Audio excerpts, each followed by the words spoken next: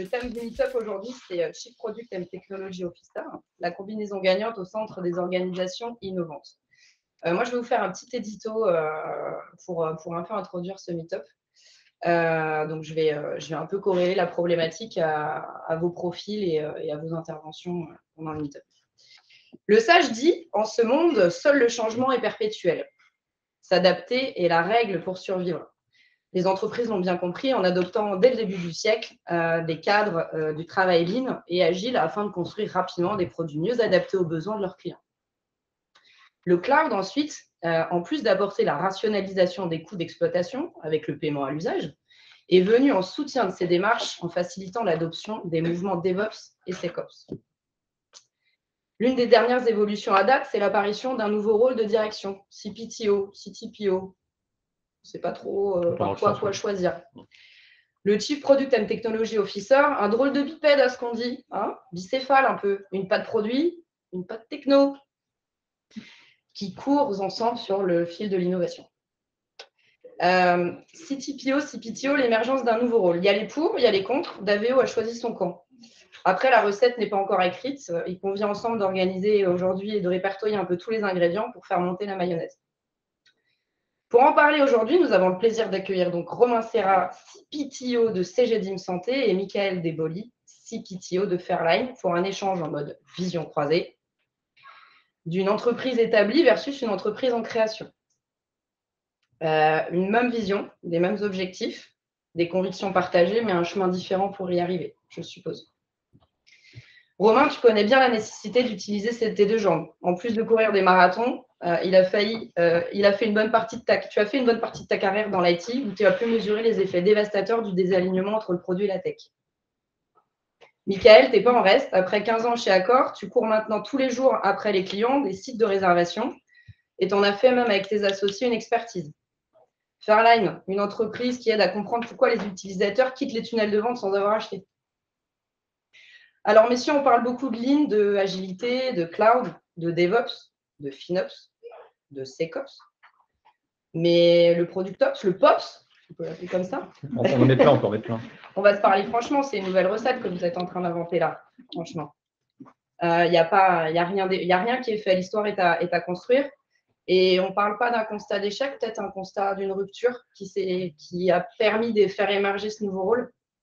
Voilà, donc le but là, c'est que peut-être vous nous racontiez un peu comment vous en êtes arrivé là, comment vous avez vu émerger un certain nombre de constats qui vous ont amené aujourd'hui, via une genèse un peu, l'histoire, la naissance du rôle, à devenir CPTO. Je ne sais pas qui veut commencer. Merci. Hein. C'est bon Non, moi, ce qui m'intéresse déjà, c'est il y a combien de produits et combien de tech dans la salle? Les produits. Est-ce qu'on peut être les deux? Ça, on verra à la fin de l'histoire. Il y a des techs. Il y a plus de tech que de produits. Ah ouais. Ok. Non, mais du coup, pour savoir si je raconte l'histoire plutôt sous l'angle tech ou produit. Non, blague à part. Moi, juste pour commencer, en fait, l'histoire du CPTO, il y a le titre, il y a le rôle, etc. Mais ça vient de discussions et d'une expérience de plusieurs années, et notamment chez Accor. Après, j'ai la chance de pouvoir démarrer from scratch dans la construction de cette start-up. Et donc, quand on n'a pas d'argent, on n'essaie pas de recruter 50 personnes. Quand on n'a pas l'argent de les recruter. Donc, à un moment, il faut cumuler aussi des casquettes. Et je ne suis pas CFO et en même temps CTO. On a aussi mis des fonctions qui se rapprochent quand même. Mais pour partir de ce que j'ai constaté chez Accor, on a cessé de faire des allers-retours entre il faut rapprocher la MOA, il faut rapprocher la MOE, il faut rapprocher le produit, il faut rapprocher la tech, il faut les séparer. Et en fait, moi, toute ma carrière, j'ai commencé comme ingé dev et j'ai rencontré des gens fantastiques comme Jean-Philippe qui est ici présent. Tine, je vais pas en parler, mais c'était mon adjoint pendant des années. Et en fait, quand on pensait tech, on pensait jamais que tech pour la tech. On pensait tech pour le produit et qu'on soit un pure player ou pas un pure player, le produit, il a sa place dans le business qu'on doit aller chercher, quoi. Et donc, pour moi, c'était essentiel. En fait, il y a trop eu de défiance, de méfiance entre ces entités. Et pour moi, c'était essentiel que j'incarne tout de suite quelqu'un qui rend sa légitimité aux deux parties, quoi, et au même niveau, quoi. Est-ce que ça durera dans le temps? J'en sais rien, on va en discuter. Mais en tout cas, moi, là, chez Fairline, en tant que startup, je voulais l'incarner directement comme ça. Voilà. Pour allier aussi la tech aux enjeux business, du coup, c'est forcément de donner un sens en fait aux tech sur ce pourquoi ils sont là, ce qu'ils font. Ouais, alors, t'as raison. Et après, pour rejoindre Miguel, c'est vrai que quand tu prends un petit peu de recul, mais je pense que là, tous autour de la table, on a vécu ça. En fait, on a eu une chance incroyable, je pense, ces 10 dernières années. C'est qu'on a vécu des étapes de transformation au sens très large du terme qui sont juste incroyables. Alors, il y avait toujours un dénominateur commun. Le dénominateur commun, c'est comment est-ce qu'on met le client au centre à travers l'innovation, d'aller toujours plus vite. Mais à la fin, c'est le client au centre.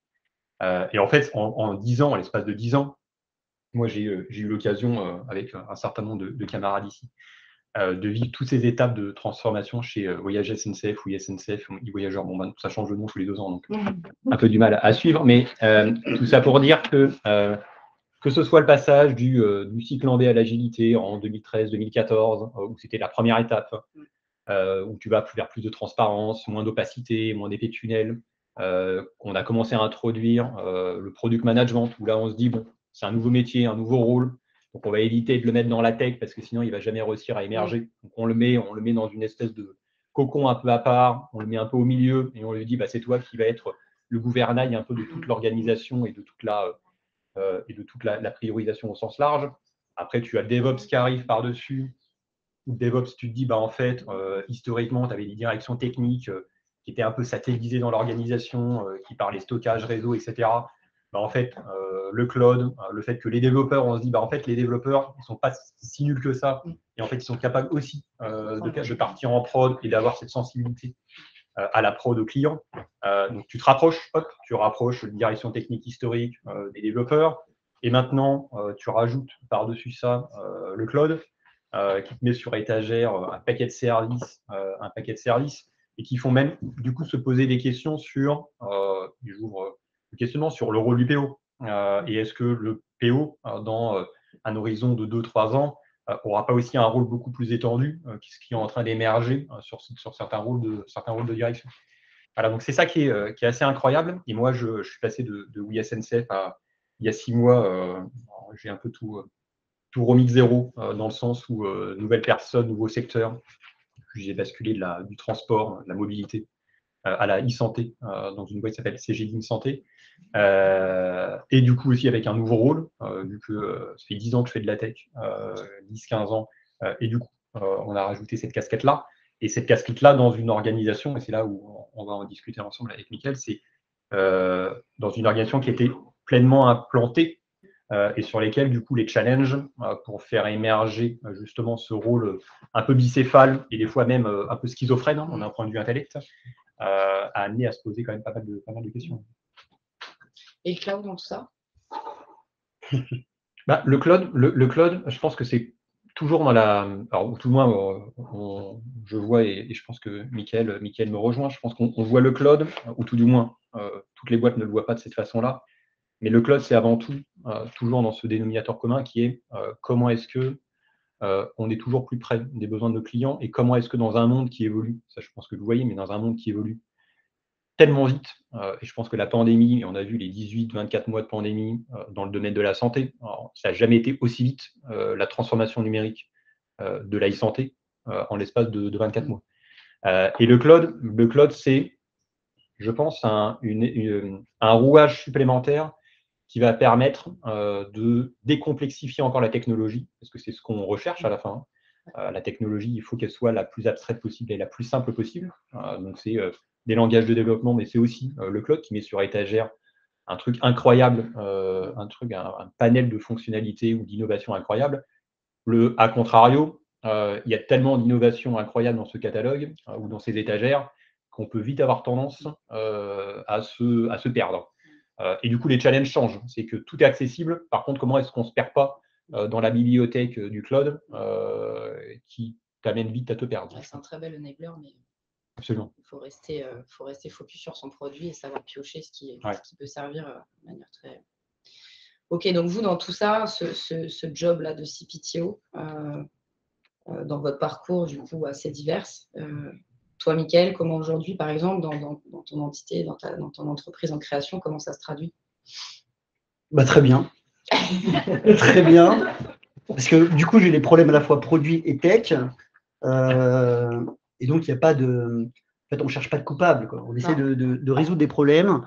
Et ça, c'est plutôt bien parce que moi, ce que j'essaie de créer dans la toute petite équipe qu'on est, hein, donc moi, je suis passé en 6 mois de presque 700 personnes à là, on est 5.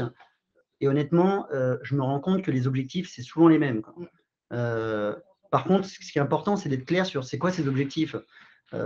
Moi, j'ai vécu, je vais faire la transition en vous parlant de Fairlight, mais ce que j'ai vécu chez Accor, cette société qui a essayé de pivoter comme tant d'autres dans le CAC et dans d'autres grandes sociétés, l'objectif, il faut qu'il soit clair, quoi, de pourquoi on veut faire une transfo digitale. Est-ce qu'on est un pure player? Est-ce qu'on est un semi-pure player? Est-ce qu'on veut faire une transfo digitale? Est-ce qu'on veut juste transformer son IT pour qu'elle coûte moins cher? Et pour moi, tout ça, il faut que ça soit aligné. Aujourd'hui, quand on en a discuté, quand on a fait un peu les réunions de prépa avec Romain, moi, je suis admiratif de ce que Romain fait dans une grosse structure. Pourquoi? Parce que c'est là où convergent tous les problèmes, quoi. Ouais. Là, je veux dire, il ne peut pas s'échapper, quoi, hein. C'est les problèmes produits, business, tech. Ouais. Voilà, tout vient chez Romain. Et pour autant, je pense que, alors, quand on est un pure player, c'est normal, mais pour autant, quand on est une structure comme Accor ou comme d'autres, je pense que c'est dangereux de vouloir mélanger une IT qui est régalienne, où en fait le CPTO ne peut pas incarner la transformation des assets régaliens, donc la bureautique ou des choses comme ça, et être focus sur délivrer de la valeur avec de la tech pour un produit, quoi. Je pense que, c'est jouable, mais c'est schizophrène en fait. Et en fait, surtout, ce qui est compliqué, c'est que ça donne envie au CFO qui gère les cordons de la bourse de vouloir gérer tout de la même façon. Et ça, c'est pas possible en fait. On ne peut pas dire je veux faire des économies et en même temps je veux aller chercher de la valeur. Carrément. Alors pourquoi pas avoir un CPTO delivery et une autre fonction plus pour les postes de travail? Ouais, c'est une très bonne question. Tu vois, j'en parlais hier avec mon ancien CIO. Et en fait, il y a plein de dénominations. Tu vois, CTO. En fait, le CTO, c'est quoi? En fonction des boîtes américaines, françaises, start-up, pas start-up, etc. Moi, je pense franchement que peut-être qu'à un moment, ça convergera, mais je pense qu'il faut quelqu'un qui soit en charge de l'IT qui est un peu plus régalienne, quoi. Mais ce n'est pas une sous-IT, c'est juste une IT qui n'a pas les mêmes objectifs, quoi. C'est nos objectifs d'industrialiser, d'innover, aussi de trouver des compétences, etc. Mais ce n'est pas la même chose que avoir peut-être des plus petites équipes, mais pour d'être focus sur la bonne tech, pour le bon produit, pour la bonne valeur. Et comme on essaye de faire un tout, et ben en fait, ça fait je t'arrête pas de dire, ça fait une grosse merde, quoi. Désolé, Tine, c'est comme ça qu'on dit les choses. Non, mais. Madame Lapix, si vous m'entendez. Non, mais voilà. Et moi, aujourd'hui, j'ai la chance, entre guillemets, d'avoir laissé toute la bureautique à mon CEO, qui gère donc l'admin de Office 365. Et de pouvoir, moi, me concentrer sur effectivement le produit, la tech. Et en plus, quand on est une start-up qui commence, early stage, honnêtement, on n'a pas le choix, quoi. On n'a pas le choix de faire les bons choix tech. Quand mon équipe, elle arrive et elle me dit, moi, je suis plus à l'aise avec le fait qu'elle aille activer du cloud, qu'elle aille mettre en place une architecture lambda avec des services managés, une approche complètement serverless. Parce qu'en fait, j'en sais rien, ça se trouve, dans 2 mois, on arrête. Parce qu'il faudra qu'on pivote et qu'en fait, on n'a pas du tout trouvé le product market fit et qu'il faut qu'on pivote. La grosse structure, elle essaie de faire la même chose, sauf qu'en fait, elle a quand même l'argent qui rentre, quoi. Et donc, elle n'est pas dans une urgence de la bonne prio, quoi. Et pourtant, quand on en parle avec Romain, on a la même vision, quoi. C'est évident qu'on a la même vision. Par contre, moi, j'ai plein d'idées, j'ai pas d'argent. Lui, il a plein d'argent, mais il a une roadmap de dingo, quoi. Les contraintes. Ouais, donc quand je dis roadmap, c'est des contraintes, des injonctions de ses clients internes, etc., quoi. Et du coup, ce que tu disais aussi la dernière fois, c'est que niveau COMEX, les sponsors, voilà, il y a un vrai changement de culture à avoir, quoi. Il y a un vrai pivot. Ce que tu disais aussi, toi, Romain, la dernière fois, c'était laissez-nous de l'argent, on définit un cap ensemble, on se revoit tous les 2-3 mois, et en attendant, faites-nous confiance. Sans tout ce que tu disais, toi, vous avez l'impression de perdre, ils ont l'impression de perdre de l'argent quand ils font ça. Et du coup, le pivot, il n'est pas encore, le changement de culture, la bascule, elle n'est pas encore vraiment, tu vois, acquise et c'est peut-être aussi pour ça que toi, il y a une rupture et que tu. Moi, aujourd'hui, j'ai entre guillemets aujourd'hui la chance. Toi, pour en revenir à ta question sur le cloud, mes équipes, quand elles me posent le cloud, je le vois comme un enabler du time to market. Je ne le vois pas comme un projet de transformation dur où on doit transformer un data center, où on doit reskiller des gens. Moi, mon problème, ce n'est pas de reskiller des gens, c'est d'en recruter. Donc, j'ai entendu qu'il y avait des gens de l'Epitech, parline.com/jobs. N'hésitez pas. Ceux qui aiment les startups. C'est ça. Il y a d'AVO aussi. Mais ça, c'est après. Non, mais voilà. Et donc, moi, c'est la première fois que je me retrouve dans une situation où j'ai vraiment l'impression de pouvoir faire ce que j'ai toujours prôné, c'est-à-dire la tech, vraiment la tech au service du produit, du client, Ouais. Et la culture de la priorisation par la valeur, ce que toi, tu essaies de mettre en place, Romain, chez… Ce que tu disais la dernière fois, c'est que tu étais un peu biberonné au produit chez Oui depuis tant d'années. Et là, tu essaies finalement d'insuffler aussi cette thématique-là chez CGVim, d'essayer de construire cette régie produit, Product Ops, en t'entourant des bonnes personnes. Mais voilà, essayer d'arriver sur ce fil un peu, comme vous disiez, d'équilibriste, où on essaie un peu de trouver le juste milieu, d'essayer de convaincre les gens de marcher. Et qui, en l'occurrence, il y a… Tout à l'heure, tu parlais de recettes, mais moi, ce que j'ai vécu là, ces 6 derniers mois, en l'occurrence, chez CGVim Santé, c'est que déjà, ça c'est problématique que je veux dire, mais c'est qu'il n'y a pas de recette miracle.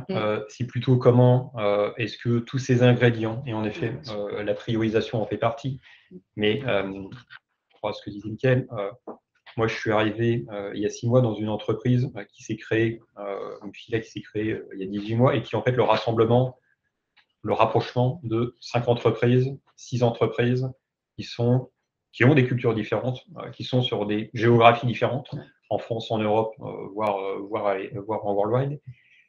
Et ça veut dire que ton premier enjeu, alors tu as plusieurs enjeux, mais ton premier enjeu, c'est de faire en sorte que ce navire, qui est un navire de 300-350 personnes réparties sur 10 bureaux en France et à l'étranger, arrive déjà d'avoir un cap et une vision produit et un sens qui permettent d'aller toutes et tous dans le même sens, et de faire en sorte que dans le domaine, justement ce domaine de la santé où tout va très vite et tout le monde a plein d'idées des spécialités différentes, des libéraux versus des hôpitaux. Bref, tout le monde a des milliards d'idées, tu peux vite partir absolument dans tous les sens.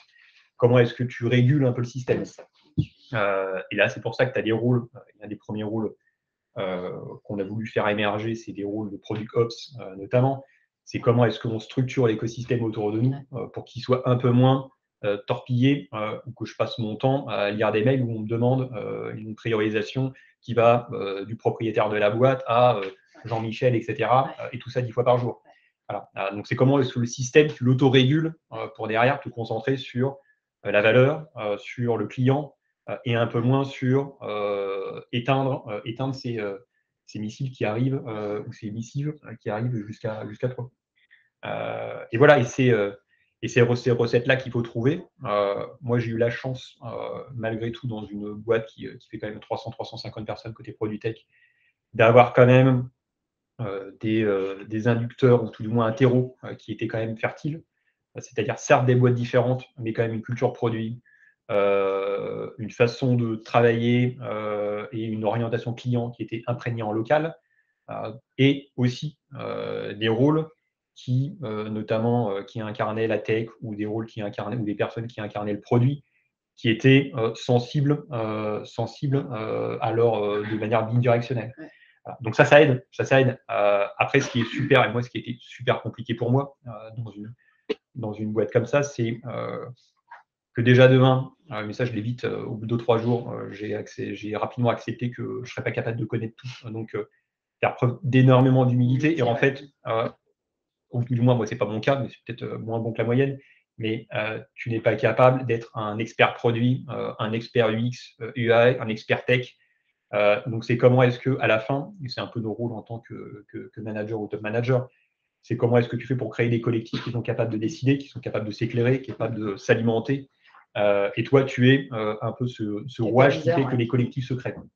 Et c'est ce qu'on a construit depuis 6 mois. C'est ces collectifs.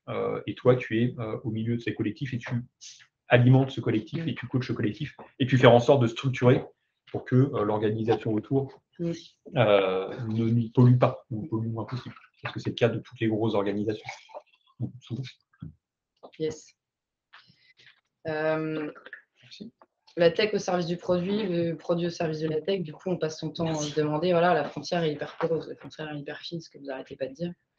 Du coup, c'est quoi les grandes étapes pour arriver à faire parler ces deux métiers-là, les Rubik's Cube, pour que justement il y ait du sens pour chacun des personnes avec lesquelles vous travaillez et qui travaillent. Voilà.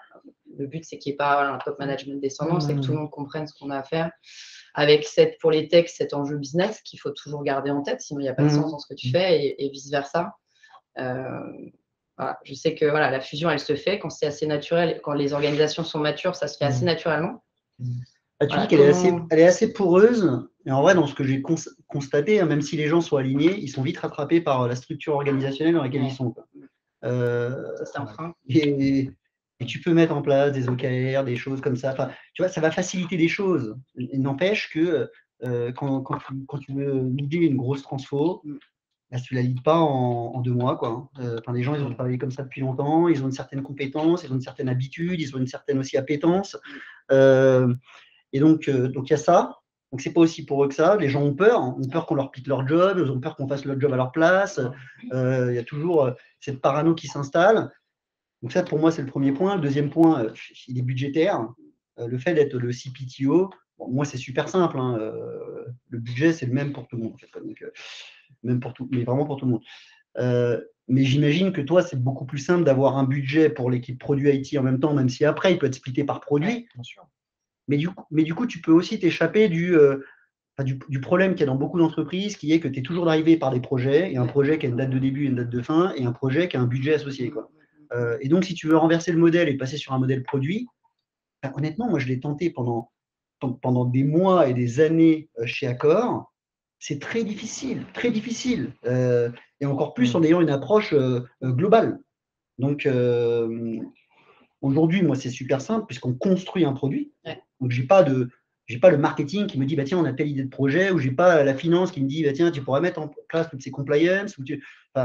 Mais je sais que c'est très difficile, et quand tu es le CPTO, tu dois. Mais c'est toi qui dois fluidifier tout ça. Ouais. Ça doit être assez déstabilisant de plus du coup recevoir ces inputs externes qui soient, tu vois. Oui, moi je me sens seul de temps en temps. Enfin, non, mais tu vois, tu passes d'un grand groupe voilà, donc c'est vrai que ça doit être. Mais en même temps, quand on fait une Clio, tu vois, quand on regarde ce qu'on a à faire pour le sprint, parce que là, forcément, moi je suis passé d'un monde où en fait, tu es top manager, tu as grosse équipe, etc. Et tu es plus à faire un peu d'influence, à gérer un peu des problèmes de politique interne. Voilà, c'est la vie réelle du truc. Hein, parce que tout le monde veut taper sur le produit et l'IT, et surtout sur l'IT, parce que dans les boîtes qui sont moins matures, finalement, ils ne savent pas trop ce que c'est le produit. Donc, c'est la réalité des choses. Moi, aujourd'hui, je passe ma vie à faire des choses que je n'avais pas fait depuis longtemps. Typiquement, à parler de techno, mais vraiment de framework, de librairie. On a fait, il y a encore 3 mois, un design sprint avec du story mapping, etc. Des choses que je n'ai pas fait depuis longtemps. Et donc, tu te retrouves dans une position qui a le même titre, mais au final, au day-to-day, moi, je commence à faire des choses que je n'avais pas fait depuis très longtemps. Et je peux vous assurer que je le fais en toute humilité parce qu'en fait, tu ne sais plus le faire. Parce que les gens, en fait, qui te reportent, mais en fait, c'est eux qui font que ça arrive, quoi. Des fois, quand il faut aller déboucher les shots, j'y vais, hein, parce qu'il n'y a personne d'autre qui va, quoi. Mais non, mais en fait, voilà, vraiment, il y a une approche. C'est intéressant parce que c'est le même métier, sauf que c'est pas forcément au même niveau dans la hiérarchie, et du coup, le même niveau d'influence, etc. Quoi. Mais moi, pour vous donner des exemples concrets, on a un retour. Moi, je fais les calls commerciaux aujourd'hui, je fais des interviews, j'ai un feedback, on en parle tout de suite avec l'équipe produit tech, qui est la même, on est 5 personnes. Hein. Est-ce qu'on priorise, est-ce qu'on met ou pas dans le sprint 2-3 c'est très, en fait, on essaie d'être très réactif. Après, pourtant, je retrouve quelques petites problématiques que j'ai connues dans le grand groupe, où je trouve que l'équipe tech ne se sent pas assez légitime de parler. Et moi, je vous invite, il y a beaucoup de tech ici. Moi, je suis d'une formation tech. Il faut vous sentir légitime. Vous avez la même voix au chapitre que tout le monde. Et ça, c'est super important. Je me suis battu pendant des années pour que la tech parle plus qu'elle ne parle. et qu'elles ne se sentent pas le client, enfin le fournisseur interne de l'équipe produit, quoi. Et inversement, hein, le produit ne doit pas se sentir le fournisseur interne des équipes métiers. Ouais. C'est un peu ce qu'on constate dans pas mal d'organisations, je pense, hein, que la tech peut être reléguée au second plan en tant qu'enabler et non pas au cœur de l'enjeu business. Mais l'équipe produit qui contribue. Mais l'équipe produit dans un groupe qui n'est pas un pure player ressent la même chose vis-à-vis des équipes métiers. Ouais. Je pense que quand on travaille chez Deezer, là je lisais justement une interview là, de Tiga sur la même thématique, le produit digital, c'est leur produit, quoi. Donc ils ne se sont pas inventés un pseudo-produit, quoi. Tu as une question? Ouais, si la tech, c'est pas le fournisseur, c'est quoi alors? Il y a un mindset à. Ah ouais, non, mais c'est la collaboration, c'est Non, mais c'est une bonne question. Enfin, moi, je trouve que fournisseur, ça me fait penser toujours à contrat, KPI, pénalité. Tu vois? Et moi, en fait, ce que j'attends, aujourd'hui, là, j'étais toute la journée avec l'équipe produit et tech. Et en fait, on ne peut rien faire sans la tech. On était en train d'arbitrer des sujets produits, mais on ne peut rien faire sans la tech. Et tu vois, on était en train de. On calculait l'impact business de la feature, le risque à ne pas faire, le risque d'opportunité, machin. Puis après, on calculait l'effort de manière séparée, quoi. Et j'aurais dit, mais arrêtez, là. Enfin, sinon on appelle tous les énarques et on va leur demander de faire le truc, quoi.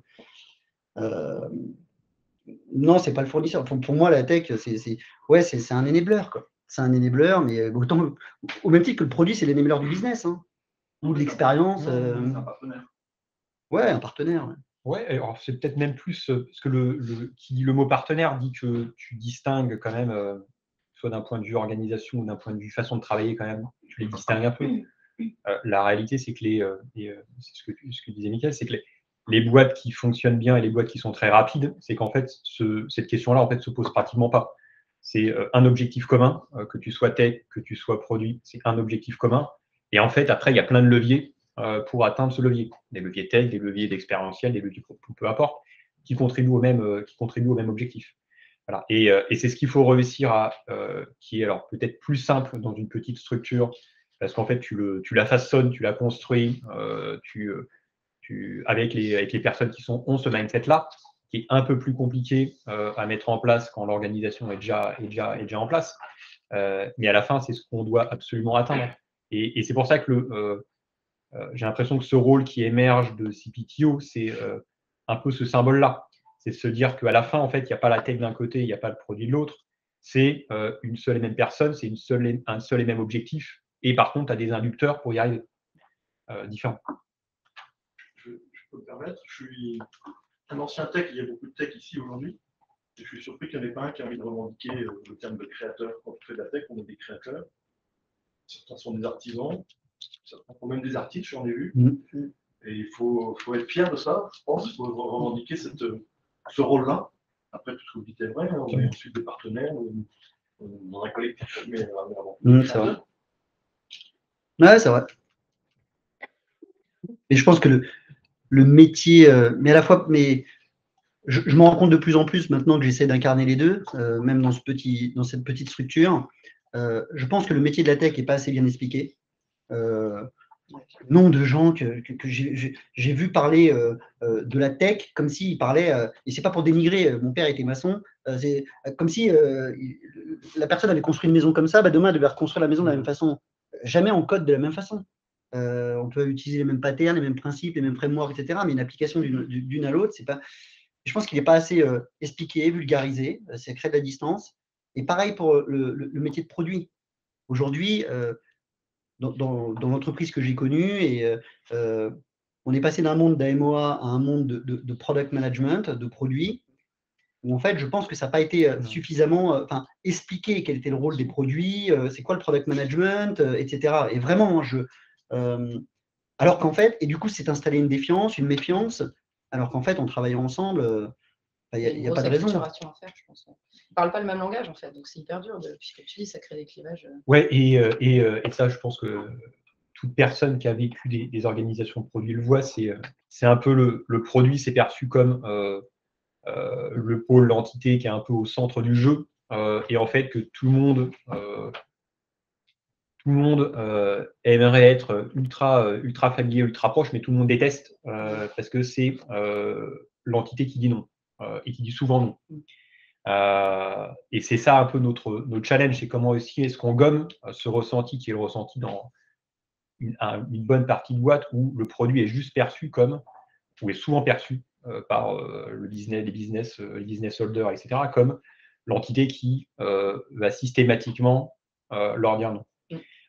Et c'est pour ça que là, quand on parle de priorisation, c'est comment est-ce que finalement on réinverse un peu ce rôle-là et le produit et son rôle avant tout, c'est en effet d'exposer et de répondre à un besoin client, d'avoir un produit cohérent, etc. etc. C'est pas juste d'empiler de la fonctionnalité. Et c'est pour ça que des fois on dit non. Et c'est pour ça qu'il y a cette acculturation, cette pédagogie à avoir, et qui en fait aussi d'avoir un peu ce régulateur autour du produit qui permet de prioriser un peu automatiquement. Et c'est ce qu'on essaye de faire en introduisant du pilotage par la valeur, de la priorisation par la valeur, et en fait que le système un peu autour de nous s'autorégule, plutôt que quand tu as un commercial qui va voir un praticien, un médecin généraliste qui lui dit tiens, moi j'aimerais bien que tu me rajoutes telle fonctionnalité, il te la remonte, toi tu dis non parce que c'est pas cohérent le truc. Ah bah oui, mais du coup tu m'aides pas à aller vendre mon produit. Voilà. C'est pas le produit, c'est pas cette incarnation du méchant qui dit non. Ouais. Et ça, c'est, je pense que dans pas mal de boîtes, il y a quand même encore beaucoup de travail à faire là-dessus. Si on se pose ça en dehors du produit, c'est les métiers, quoi. Les métiers Absolument. Voilà, prio par la valeur est quand même très compliqué. Je pense que, enfin franchement, moi je pense que les objectifs d'une entreprise, ils doivent être super, super clairs. Il n'y a pas de honte à dire je veux juste optimiser mon IT. Ouais. Si c'est ça ton objectif, en fait, il n'y a pas de honte. Et fais pas croire à tout le monde que tu veux qu'en fait, tu vas faire du business avec un produit digital. Ouais. Parce qu'en fait, tout le monde n'est pas un pure player du digital. Tout le monde, en fait, chacun son industrie, chacun sa transformation. Et je pense qu'il faut vraiment bien l'expliquer, l'incarner avec des vrais objectifs. Et après, ça y va. Tu parlais de paillettes lors de notre préparation. Le mais comme là, on est sur TF1, je ne vais pas trop parler de paillettes, mais...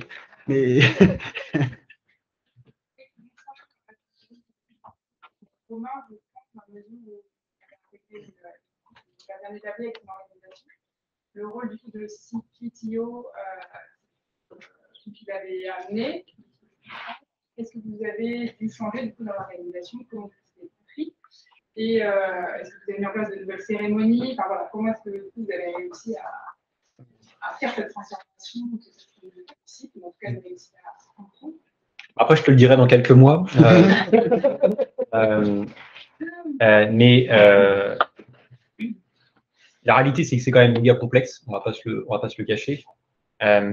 Mais comment est-ce que je m'y suis pris? Je pense qu'à la fin, et ça revient à ce que je disais tout à l'heure, c'est créer des collectifs et créer des collectifs homogènes.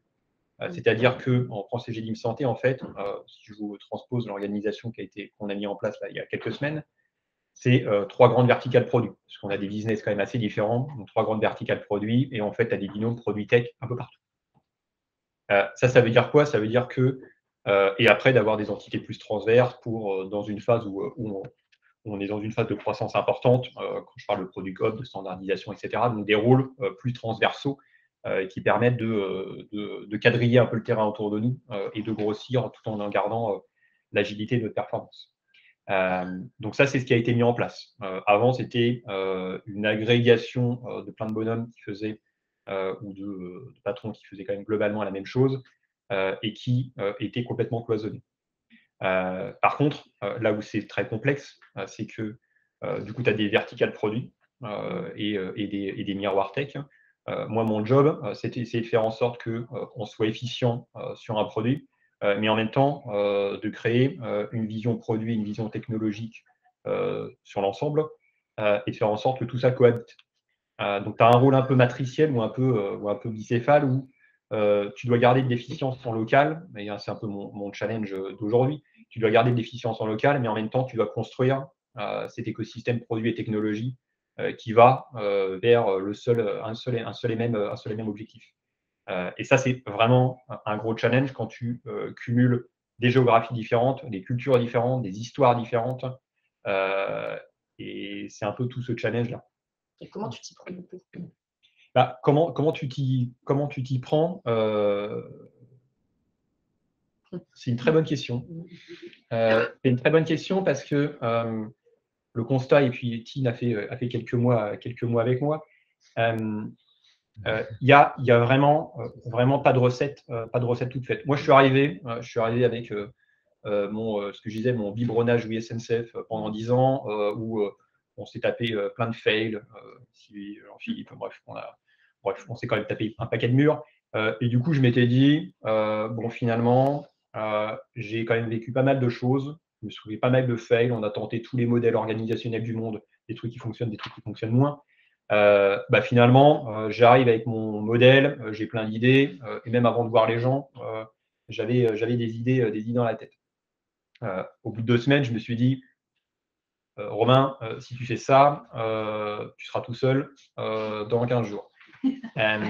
Et ça veut dire quoi? Ça veut pas dire que c'est bien, c'est pas bien. Ça veut dire que, en fait, la recette qu'il faut réussir à trouver, c'est une recette qui s'appuie sur les acquis, les fondamentaux, là où on est très mature, là où on l'est moins, et d'essayer d'amener justement ce changement progressivement pour aller vers cet objectif commun qu'on se donne, cette ambition commune, cette façon de voir le produit de manière unifiée alors qu'il y a des entreprises et des histoires différentes.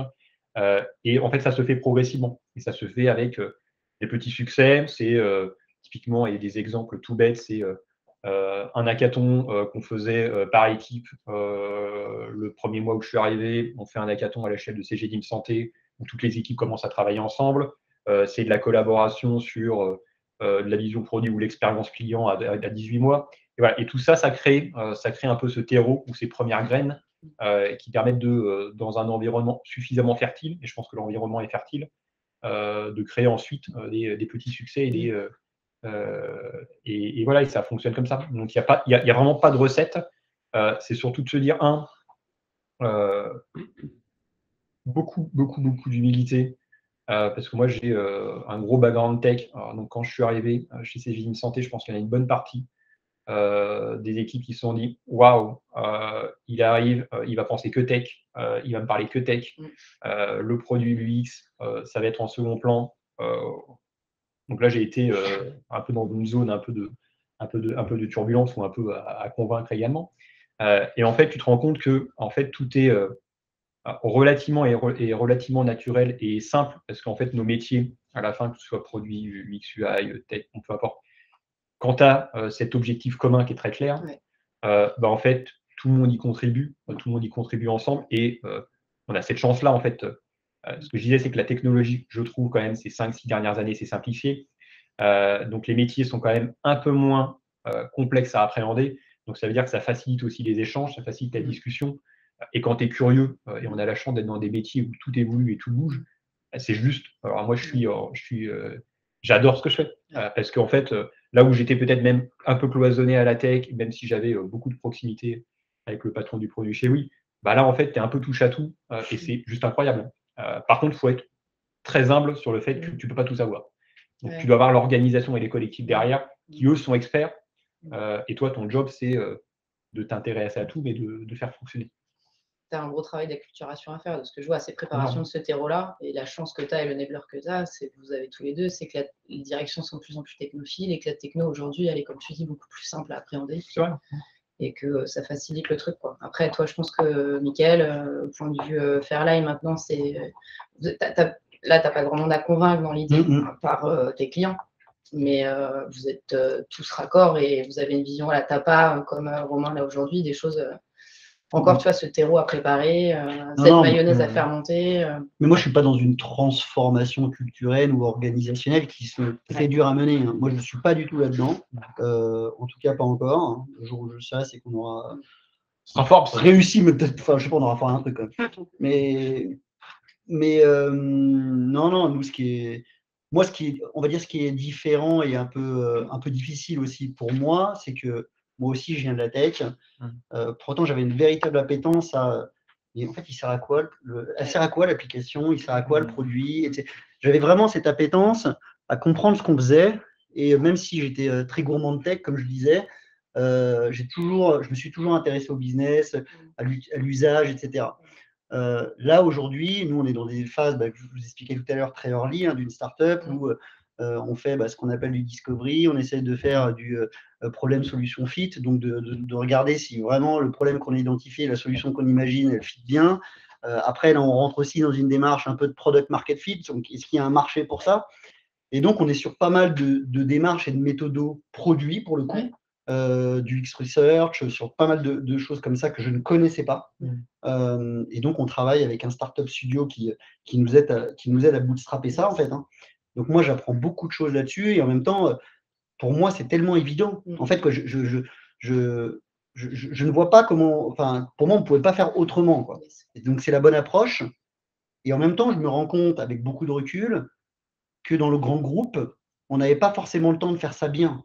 Ça veut dire qu'on était pressé aussi par des demandes et des injonctions du métier ou de l'entreprise tout simplement, et que du coup, on priorise, on fait des super Excel de scoring, voilà, et donc on délivre, mais en fait, la valeur, en fait, moi, il y a un truc qui m'a manqué, c'est aussi pour ça que j'ai voulu tenter cette aventure, c'est il y a un truc qui me plaît et que je trouve très excitant, et peut-être que dans 6 mois, on se reverra, je vous dis comment vivre un échec d'une startup, ou pas.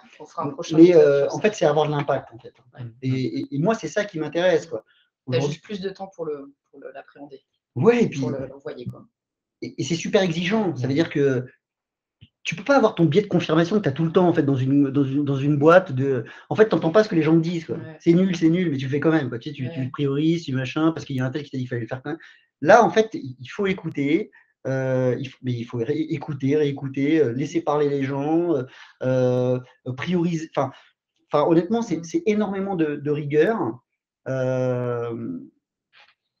Mais ouais, moi aussi, j'adore. Par contre, il y a énormément d'incertitudes. Ouais. Énormément d'incertitudes.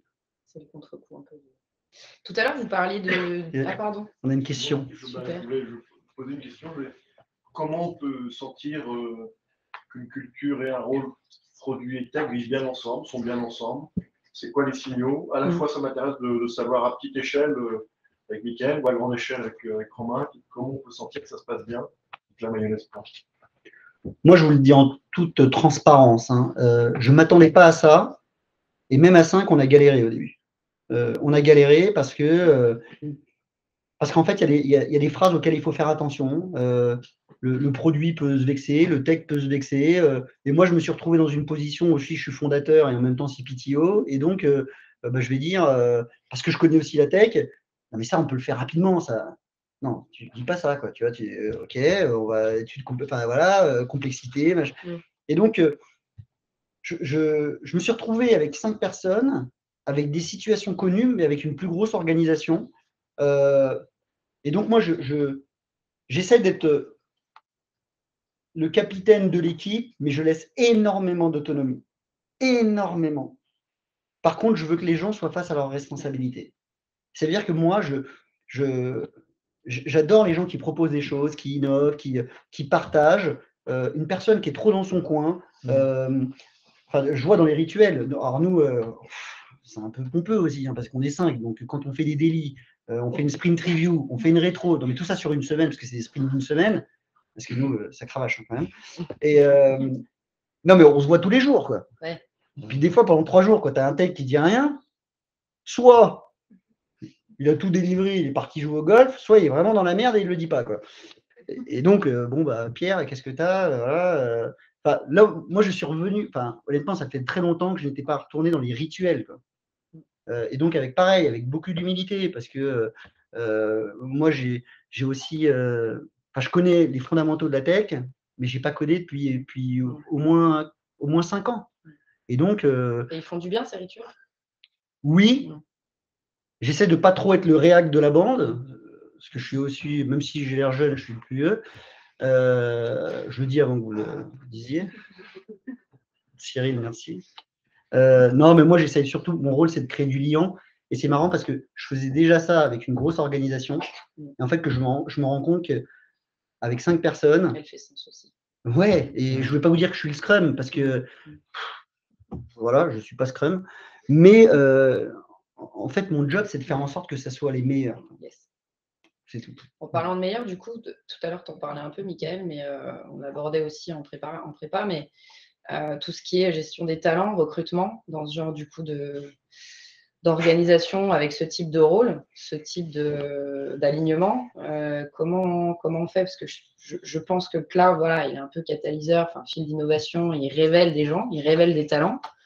Comment on fait pour faire un peu de la rétention de talent face à, tu vois, Puis il y a des gens qui aussi se disent très très tech et en fait qui ne le sont pas, disent qu'ils sont très produits, qui ne le sont pas. Comment on arrive à recruter les bonnes personnes et à les garder? Je vais apporter quelques éléments de réponse. Alors, juste pour donner un petit éclairage supplémentaire à la question de Jean-Philippe. Moi, alors, j'ai eu la chance que ça m'a appris beaucoup de choses dans cette organisation, d'avoir des produits des entreprises différentes et de voir aussi comment, en fait, ces organisations de produits locales, comment est-ce qu'elles fonctionnaient et de les comparer un peu. Et en fait, il y a des signaux quand même qui reflètent justement cette culture, cette proximité. C'est notamment sur un de mes produits qui est l'agenda qui permet de réserver des créneaux, je suis ton médecin, etc. Et le CTO et le CPO se challenge sur le produit et sur la tech tout le temps. Donc le CTO, quand il n'est pas d'accord, il a un avis systématiquement sur le développement de la téléexpertise ou de la téléconsultation. Et il l'exprime. Il doit se faire convaincre. Et ça, je pense, c'est des signaux ultra forts, parce que ça veut dire que demain, on est dans une zone psychologique de confiance où chacun peut s'exprimer et c'est pas le territoire ou la chasse gardée de chacun. Et ça, moi, en fait, j'ai vu sur un autre produit où le cloisonnement était beaucoup plus fort. Donc moi, c'est le produit. Tu peux regarder, mais en fait, tu donnes pas trop ton avis. Toi, c'est la tech, la performance des équipes. Voilà. Et en fait, à la fin, il y en a un qui va quand même beaucoup plus vite actuellement. C'est celui où il y a cette stimulation un peu bidirectionnelle. Et du coup, aussi cet objectif, quand ils disent à la fin, ouais, putain, c'est ça, c'est la bonne façon d'entrevoir la téléconsultation. Quand les deux sont convaincus, là, du coup, ça déroule. Parce que derrière, ça infuse dans les équipes de manière ultra rapide. Et ça, c'est quand même des signaux qui sont quand même super vertueux parce que tu vois qu'en fait, tu as eu cette capacité à challenger l'autre. Voilà. Et du coup, tu n'as pas le CTO et le CPO. Okay. Oui. Et en termes de structure organisationnelle, idéalement, vous mettriez quoi? Vous mettriez une seule chaîne managériale, Product and Tech, ou deux chaînes managériales parallèles Là, c'est ce que... moi, ma conviction, c'est que, alors pareil, tu n'as pas d'organisation idéale.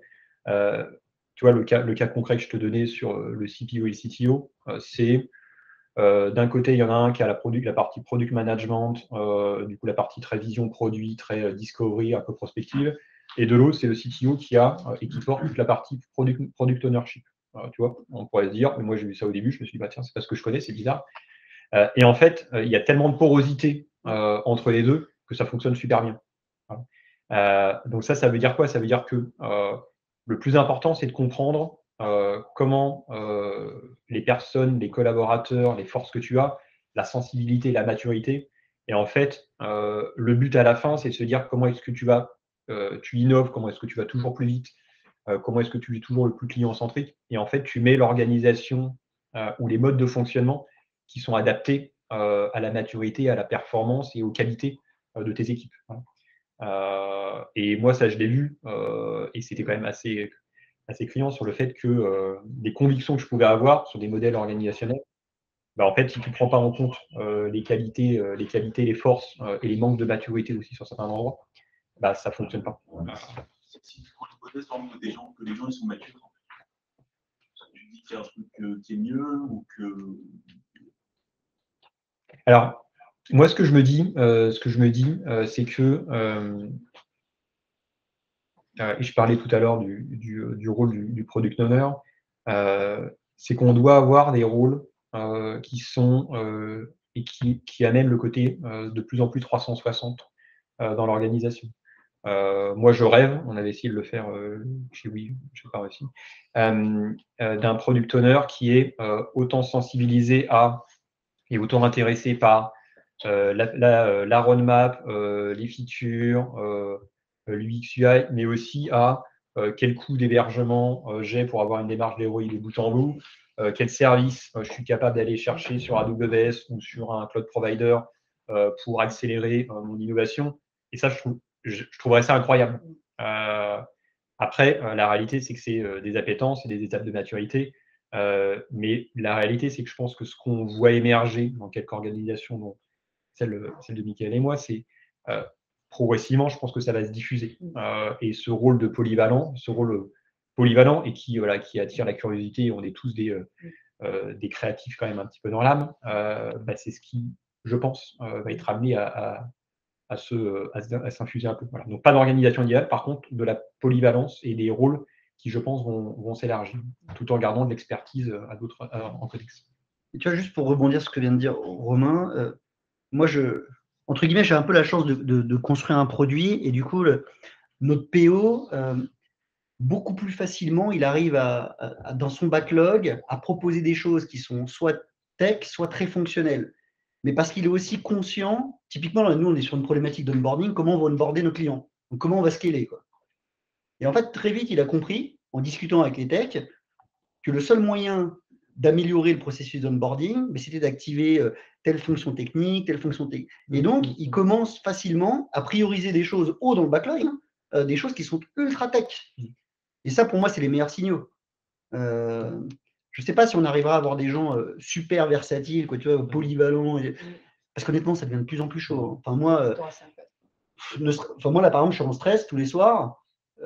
Parce qu'on n'a pas les moyens d'avoir un FinOps dédié, mais tous les soirs, je suis en stress parce que je me dis, demain matin, on va se réveiller, le pipeline, il aura tourné pendant 40, il aura fait je ne sais pas combien de minutes, et demain, on aura 5 000 € de facture.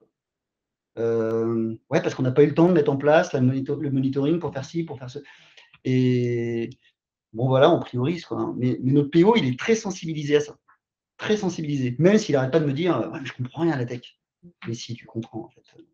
Et du coup, les talents, c'est là où, en toute humilité, de se dire, ça, c'est pas mon domaine, ou je suis moins sensible à ça, comment je fais pour… Les talents, après, je ne vais pas vous apprendre qu'aujourd'hui, que vous soyez produit ou tech, vous êtes chassé dans tous les sens. Je pense que si vous voulez gagner plus d'argent, vous pourrez toujours gagner plus d'argent. Maintenant, je pense qu'à un moment donné, il faut décider de ce qu'on veut faire, quoi. Et ça ne veut pas dire ad vitam aeternam, hein. Moi, j'ai décidé de me lancer dans cette aventure parce que, en fait, ce qui m'intéresse à un moment donné, je vous l'ai dit, c'est de voir quel impact on peut avoir, quoi. Et franchement, c'est intéressant de sortir de mon… Enfin, moi, ça a été intéressant pour moi de sortir de mon pseudo-confort, où en fait, il y a de l'argent, il y a une roadmap, il y a machin, puis que je délivre bien ou pas bien,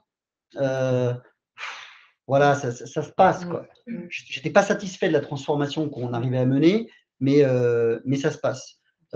Et aujourd'hui, moi, je suis plus dans une démarche de construire, d'aventure humaine, etc. Alors, je ne suis pas philanthrope, hein. Cyril. Non, mais par contre, nous, on recherche forcément des gens qui sont avant tout motivés. Voilà. Moi, on ne se fixe pas de critères de je prends que des ingénieurs. Moi, l'école 42 me va très bien comme modèle. Donc, moi, je veux des gens motivés, qui ont envie d'apprendre, de progresser. Et par contre, on est face, pas à un mur, mais on est face à quelque chose de très compliqué, qui est le marché étendu. Voilà, je vous livre un peu la petite expérience que j'ai vécue jeudi, parce que c'est intéressant de le voir. Et pourtant, quand j'étais chez Accor, on avait aussi du mal à recruter, mais j'en ai contacté 7 qui avaient candidaté à des offres. Ils ne s'étaient même pas renseignés sur la boîte, quoi. Ils ne s'étaient pas renseignés sur la boîte, et le 7e m'a dit c'est pas moi qui ai postulé, c'est mon robot, quoi. Et franchement, quand il me dit ça, au début, je me dis sous ma gueule. Et en fait, non, c'est juste qu'il faut que je m'adapte à la réalité, quoi. Mais voilà, j'espère qu'on va réussir à convaincre des gens qui vont pas prendre de risques à faire cette aventure. Parce qu'honnêtement, le seul risque, et je le dis, c'est pas pour lancer des grandes phrases, mais le seul risque, honnêtement, c'est d'apprendre. Moi, j'ai appris plein de choses là en 3-4 mois, et en toute humilité, quoi. Par contre, je le dis haut et fort, on en chie. Voilà. Mais dans un recrutement, c'est quelque chose que vous allez regarder, quoi. Ce pied dans la tech, ce pied dans le produit, cette espèce d'esprit un peu bicéphale.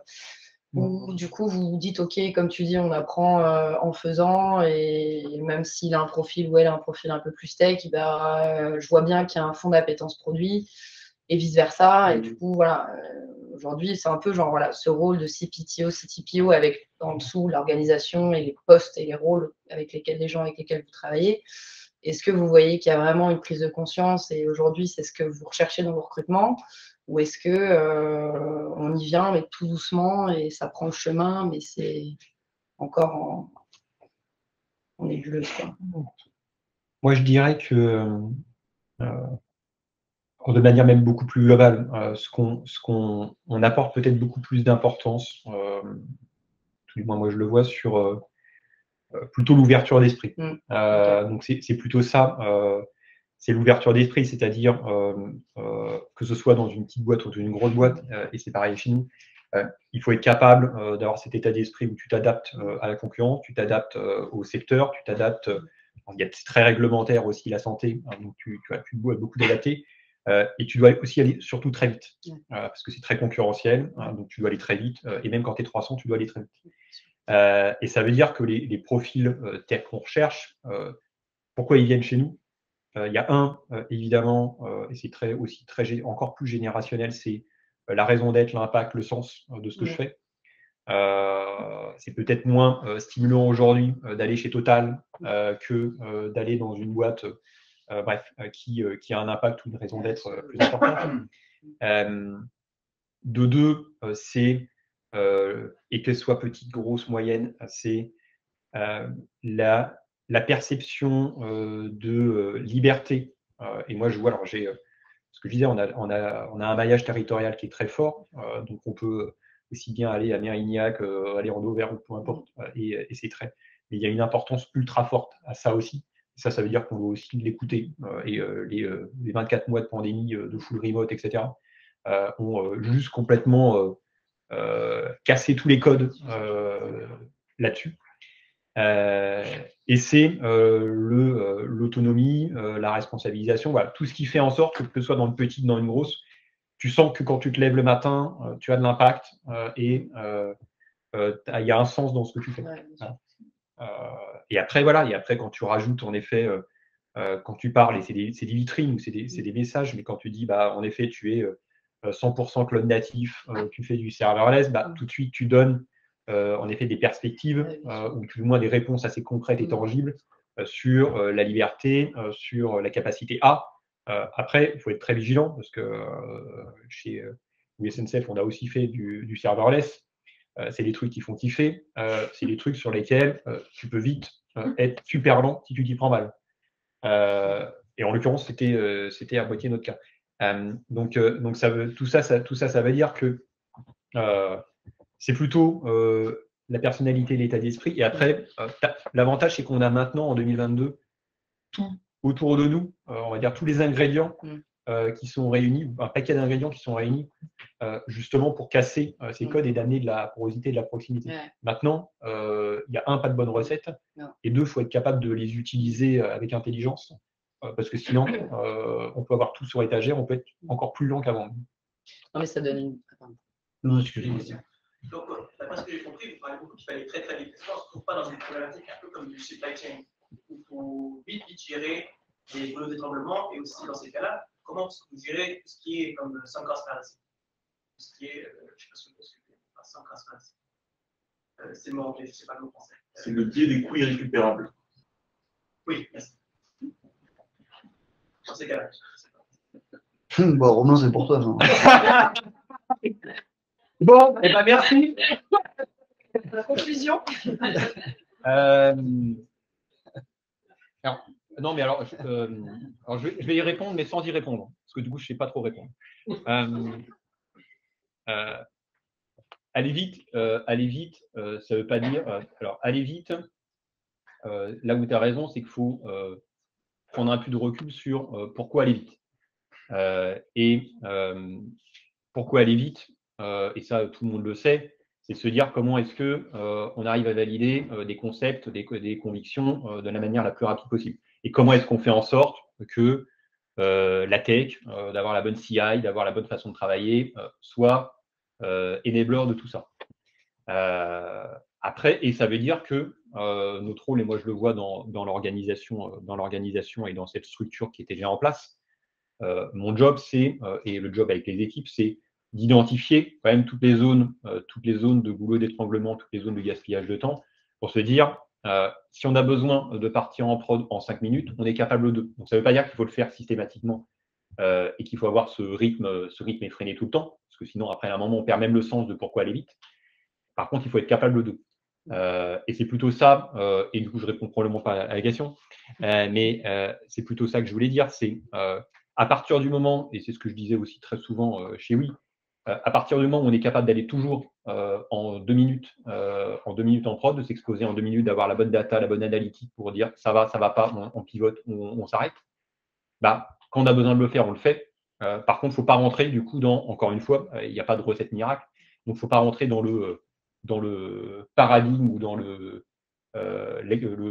côté très extrême où le but c'est d'y aller sans savoir pourquoi est-ce qu'on va vite. Voilà. Donc je n'ai pas répondu, mais bon, ça permettait peut-être d'y apporter quelques éclairages. Si, dernière question. Pas la même type de question, hein, d'accord? Sinon, moi, je pars. Hein.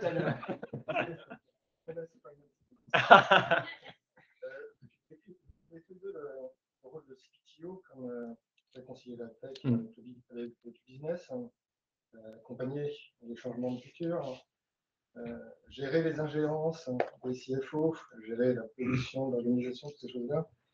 Mais est-ce que justement ce rôle, comme on en ajoute,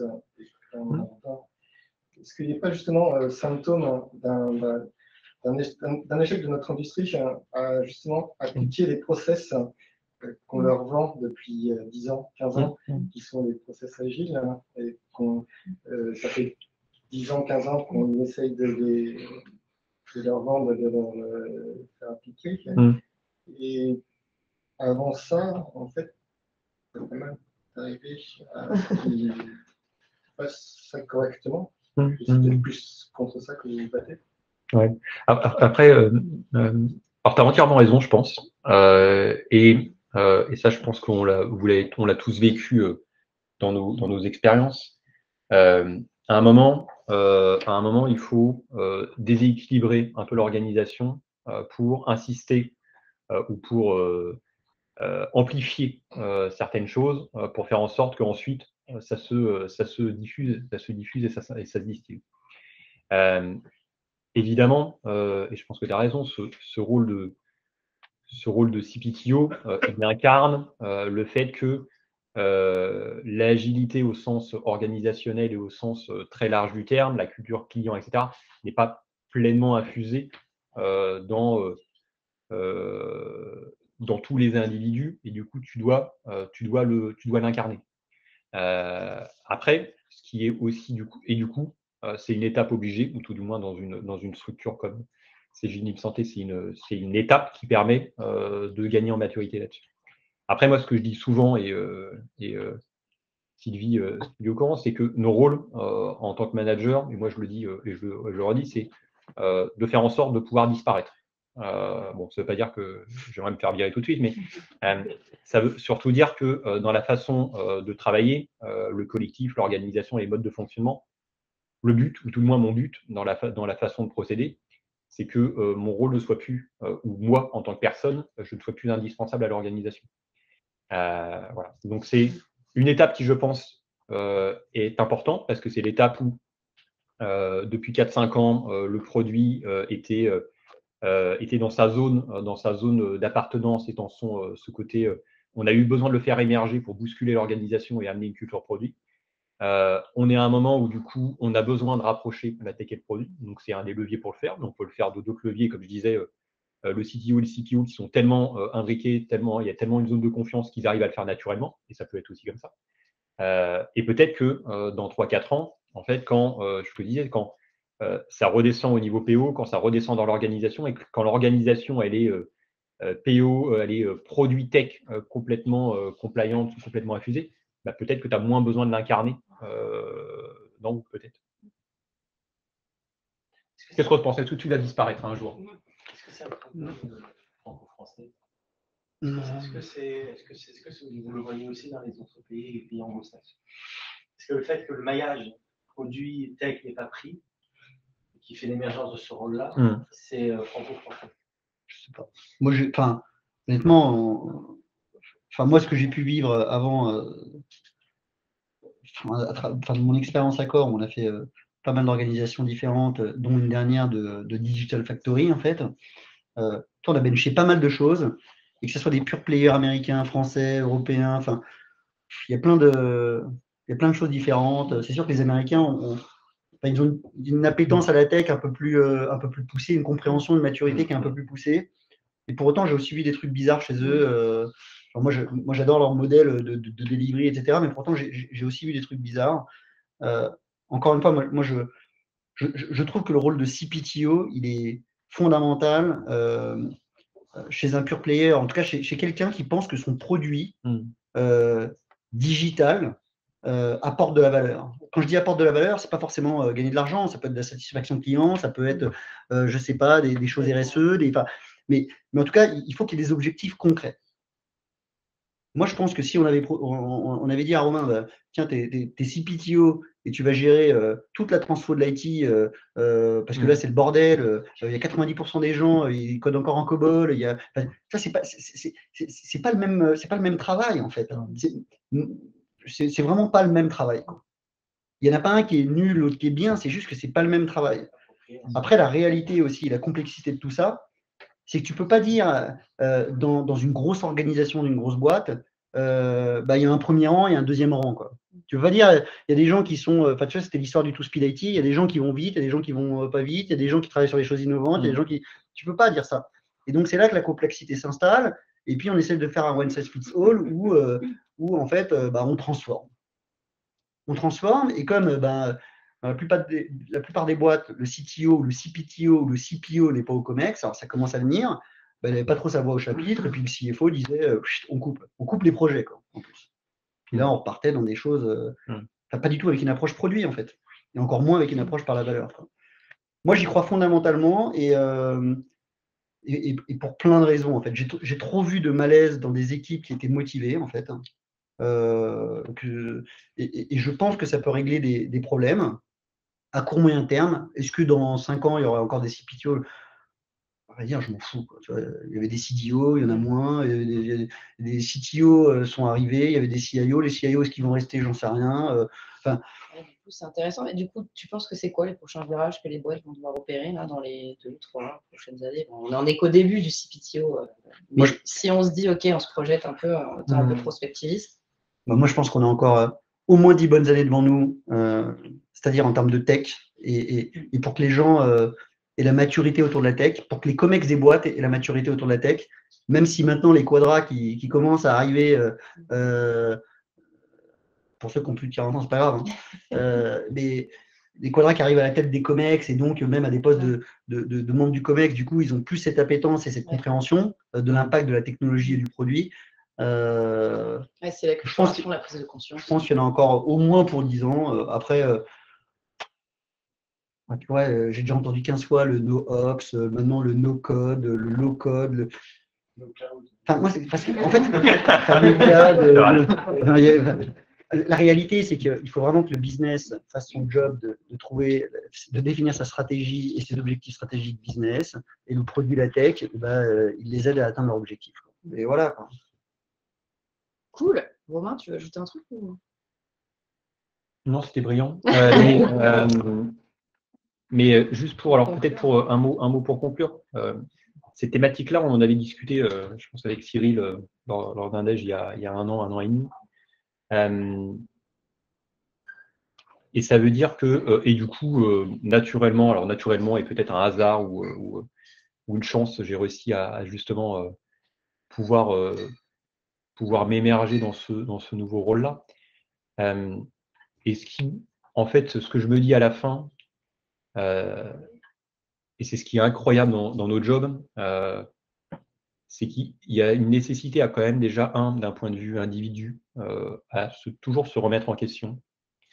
Et en fait, de se dire que et en fait, en parler des 10 ans devant nous, on voit tout ce qu'on a vécu en 10 ans, hein, quand je parlais un petit peu tout à l'heure de tout ce qu'on a bougé, toutes les transformations qu'il y a eu en l'espace de 10 ans.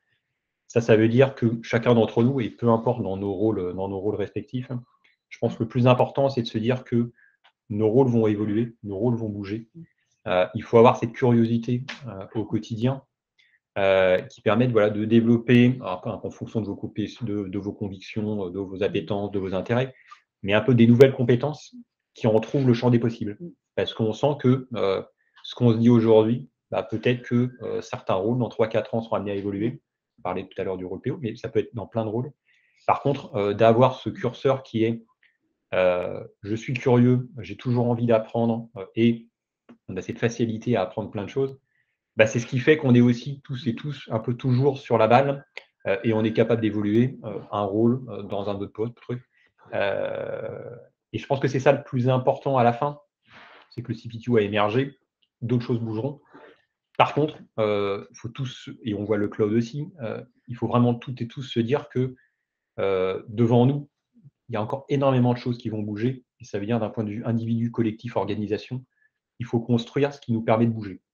Ce qui pour moi est important à la fin, et qui a été moi un peu ma façon de réfléchir ces 5, 6, 7 dernières années. Donc après, c'est des postures, et c'est des convictions, et c'est des paris qu'on fait, mais qui sont du coup d'un point de vue intellect, moi je suis passionné, parce que d'un point de vue intellect, tu as l'impression qu'en l'espace de 10 ans, j'ai toujours découvert des choses et j'ai jamais stagné, je me suis jamais dit putain là je commence à me faire chier. Quand je me suis commencé à me faire chier, du coup j'ai changé. Est-ce que tu pointes du doigt avec l'ouverture d'esprit et la capacité à s'adapter? Moi je pense vraiment que c'est fondamental, quoi.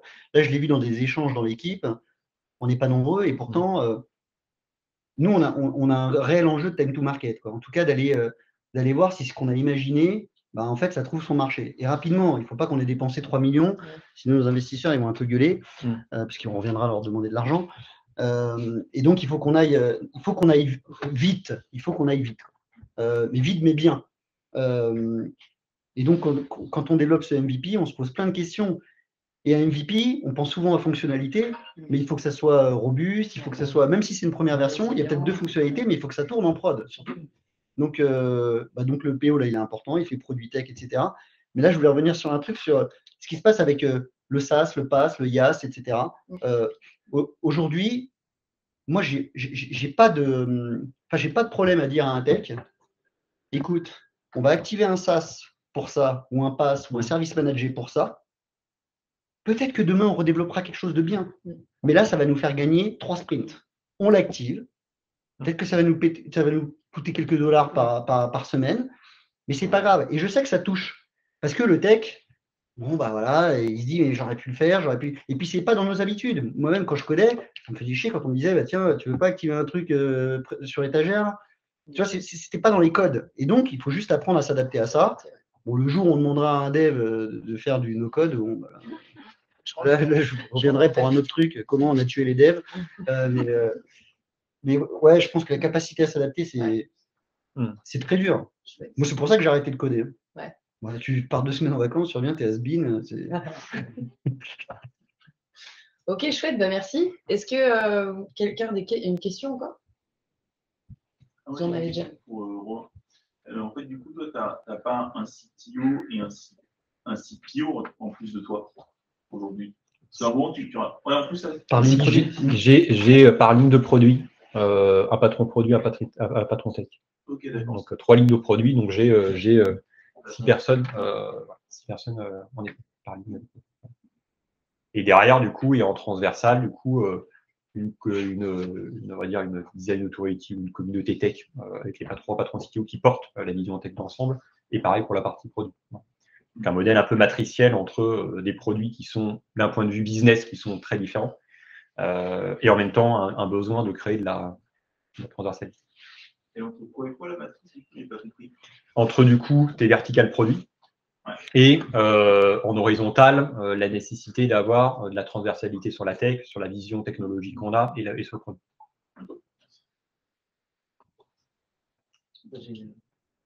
J'ai une question sur les soft skills. Est-ce que vous les adressez? Est-ce que vous adressez ce problème en équipe? Mais comment on fait pour améliorer nos soft skills, améliorer notre capacité d'écoute? Parce que finalement, c'est des archétypes, c'est des machins qu'on a tous dans la tête, ça peut se travailler. Est-ce que vous l'adressez directement? Moi, en tout cas aujourd'hui, oui, énormément. 80% de ce qu'on fait, de ce qu'on se dit en rétro, c'est du soft. Hein. C'est pas du tout sur t'as mal codé, on aurait dû utiliser tel framework. C'est que du soft. Hein. Et je le dis parce que je l'ai beaucoup vécu. Je pense que c'est le plus important. Tu vois, t'as beau avoir les meilleurs, tu vois, t'es le meilleur dans ta tech. Si tu la collabores pas bien avec ton équipe, ça marche pas en fait.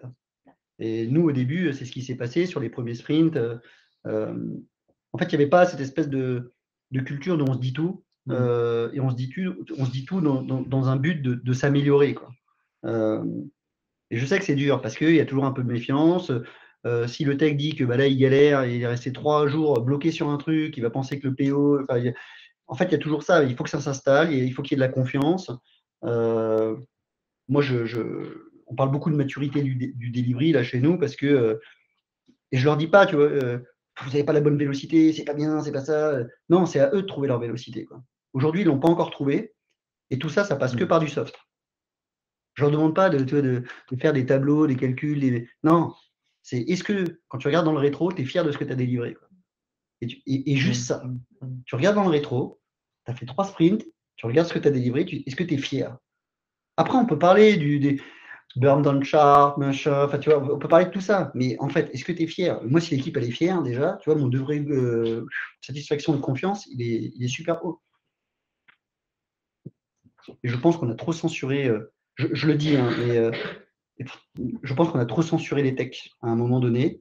Ça veut dire qu'on n'aura pas donné assez la parole. Moi, c'est vraiment un sentiment que j'ai. Et du coup, ils ne se sentent pas aussi assez légitimes de parler. Voilà. Chouette. Bon.